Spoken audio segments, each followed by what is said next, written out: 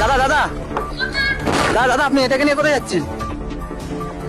মুখ দেখাবেন না, মুখ দেখাবেন না। আপনি এই ডাস্টবিনটাকে নিয়ে কোথায় যাচ্ছেন? আরে মেসিকে খুব ভালোবাসি, 10,000 টাকা টিকিট কেটে দেখতে এসেছিলাম মেসিকে।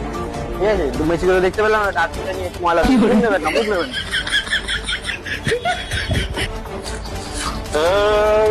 দাদা দাদা, আপনি এটা কি নিয়ে যাচ্ছেন? কে মারা, কে কে মারা? এটা আপনি মাথায় করে কি নিয়ে যাচ্ছেন? আরে জানেন মারা, আমি মারা কাজ ছেড়ে এসেছি মারা।